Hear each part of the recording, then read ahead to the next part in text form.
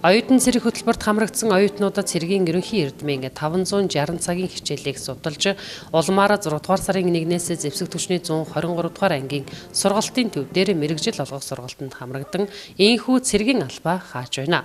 Тодруулбал Ховд их сургуулиас 60 оюутан, Хөгжил политехник коллежийн 15 суралцагч, Говьалтай Завхан Баян-Улгийн Увс аймгаас 75 оюутан, нийтдээ 150 оюутан энэхүү хөтөлбөрт хамрагдаж ийхүү цэргийн тангараг өргөлөө. Тэгээ Өмнөгов аймгаас оюутан зэрэгт хамрагдаж хүсэл дээрээ Ховдод ирж албаа хийж зорж ирсэн байгаа. Ингээд зорж ирсэн хугацаанд ингээ 2 сарын хугацаанд цэргийн амьдрал яг ямар байдаг? Хэрвээ төвчээр хатуужл бүхнийг мэдэрч чадсан. Ашуусан Говьалтай аймаг тас албаар анаах хүнээс сургаалаас ирж оюутан цэрэгийн албыг хааж байна. Тэгээд оюутан цэрэг 2 сарын хугацаанд эрчимцэн сургалтаа тэгээ оюутан байх хугацаанд 103 сараа ингээд цэргийн албаа хаана гэдэг бол дээр хэр баргийн хүнд олдохгүй хувь заяа байдаг.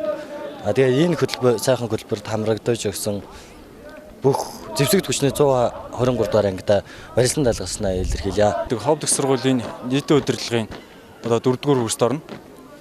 За энэ зүүн амралтаараа цэргийн алба хаасан байгаа. Оюутан цэрэг алба хааснаар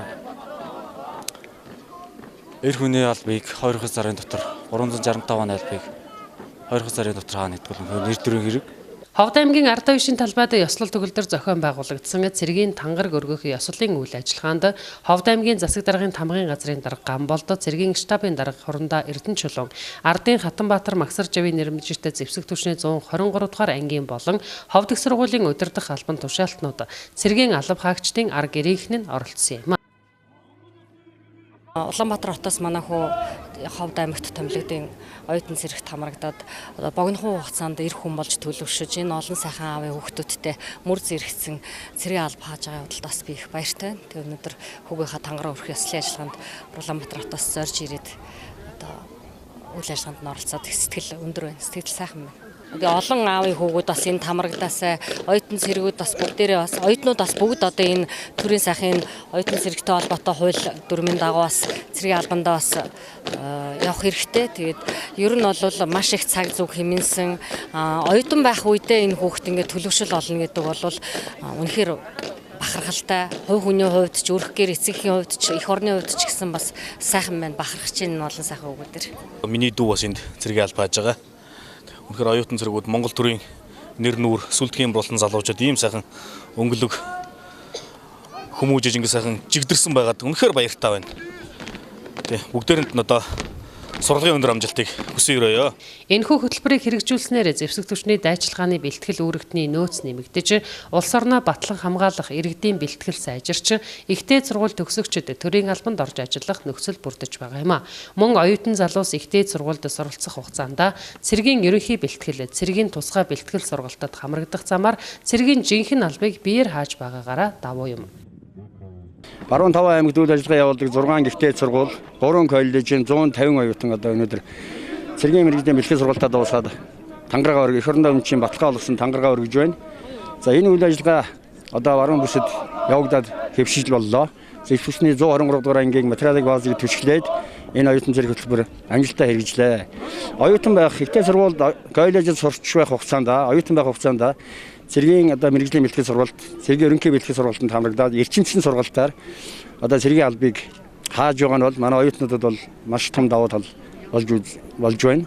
За бие болдрын хувьд, сэтгэл зүйн хувьд одоо эрүүл чирэг бие болдртаа сэтгэл санааны асар өндөр бэлтгэлтэй цэргийн мэргэжлийн одоо бэлтгэгдсэн одоо ийм хүчин болж байна. За дээрэс нь одоо манай зэвсэгчний манай Монгол улсын одоо батлан хамгаалах бодлого үйл ажиллагааг одоо хэрэгжүүлэхэд бас нэг том дөхөн болж байгаа. Манай дайчилгааны одоо бэлтгэл нөөц үүрэгтний дайчилгааны бэлтгэл үүрэгтний одоо нөөцийн тоо одоо нэмэгддэг ийм давуу талтай.